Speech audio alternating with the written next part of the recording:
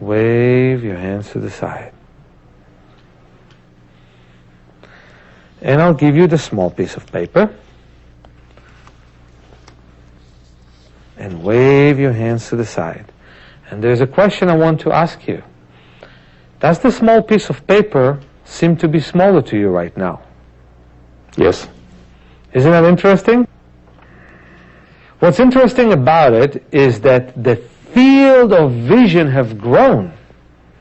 And so in relationship to the field, the small paper seemed to be smaller.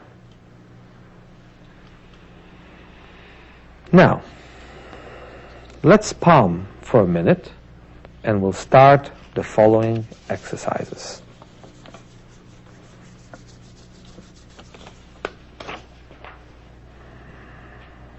Breathe deeply. Breathe slowly. Feel how the abdomen expands as you inhale and feel how it shrinks when you exhale. Feel how the waist and the lower back are expanding as you inhale and feel how they shrink when you exhale. Feel how the ribs are expanding as you inhale and how they shrink as you exhale. Feel how the head expands as you inhale and feel how it shrinks when you exhale. And slowly take your hands off.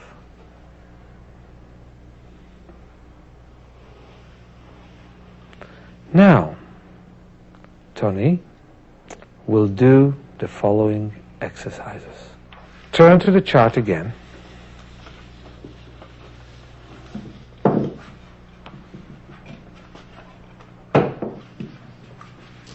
And look at it.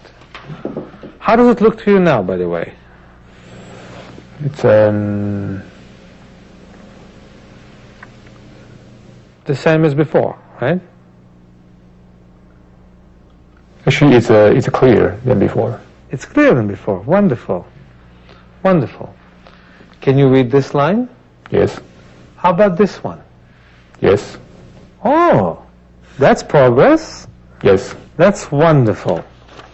Now, what we want to do is as follows.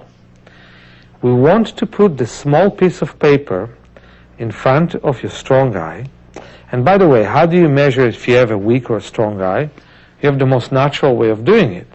You cover one eye and you measure it. Then you cover the other eye and you measure it. Although it's most likely that quite a few of the people at home know exactly which eye is stronger and weaker. Okay? Put the piece of paper between the eyes and wave in front of the right eye, in your case, and read with the left eye, which is the weaker eye in your case. This gives the left eye a chance to be the one that is looking at the letters. Now, the left eye, of course, doesn't see as clear as the right, does it? No. No. Can you see this line? Yes. Can you see this line? No. No. Can you see the spaces between the letters in this line? Yes. Can you see the spaces between the letters in this line? Yes. Can you see the spaces between the letters in this line? No. So, Tony can see two lines underneath the one that he can read. He can see the spaces between the letters. And the same will be with you. You may be able to see 6 or 7 lines underneath the one that you can read. And the lowest line you look at is the one where you can still see the spaces between the letters. That is shifting.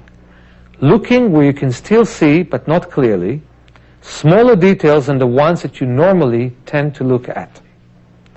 Let's do the last exercise before going outside.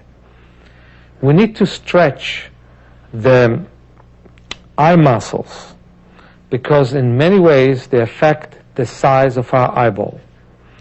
Tony, could you please turn around on your chair?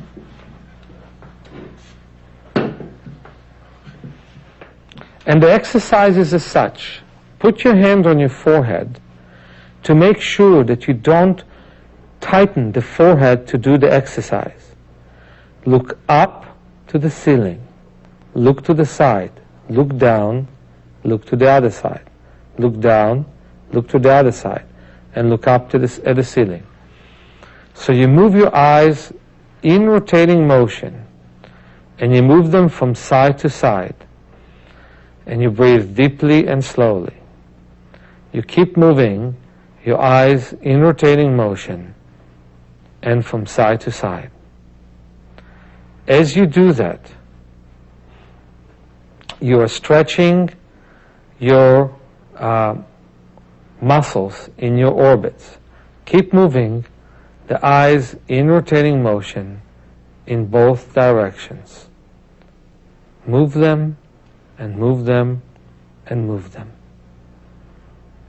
And breathe deeply and slowly. Breathe deeply and slowly. If you sense that somewhere is hard for you to move your eyes, like for example up, or up to the right, or up to the left, stay there and move your eyes from side to side right there. Now rub your hands and palm.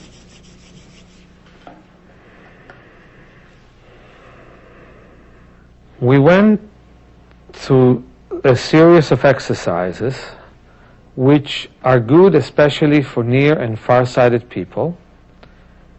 There are many more exercises to do, but this is a wonderful introduction to what you need to do to improve your vision.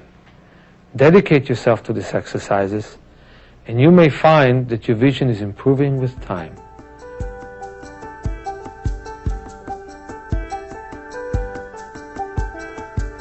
Many older people suffer loss of their central vision. This is because the area near the middle of your retina, called the macula, tends to weaken after years of overuse. The exercises that follow will reactivate the macula, improve your peripheral vision, and balance the use of your two eyes together. Because we spend most of our waking hours focused on nearby objects, like computer screens, books, and television, our ciliary muscles must strain to keep the lenses rounded. When we look into the distance, these muscles relax and the lenses become flatter. In cultures in which people spent much of their time looking into the distance, most individuals had keener eyesight than we do, and their gazes were softer. In our culture, we are more likely to focus rigidly on specific objects, and we keep this hardness in our gaze when looking into the distance. In addition to reactivating the macula, the following exercises will strengthen the ciliary muscles and help you focus accurately at any distance.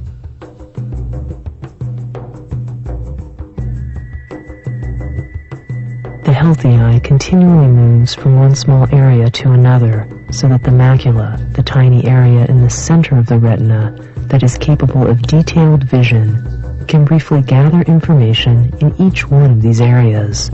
Like the dots that make up a photograph in the newspaper, these details add up to an accurate picture of the whole image. When your vision begins to deteriorate, the movement of the macula slows down. Your eye is no longer able to take in all of the visual information available, and what you see starts to appear fuzzy.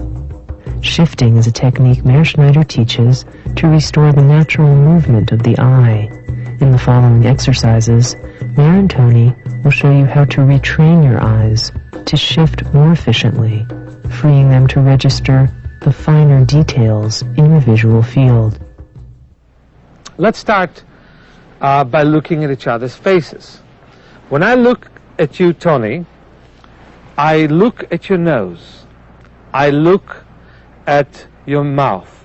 I look at your chin.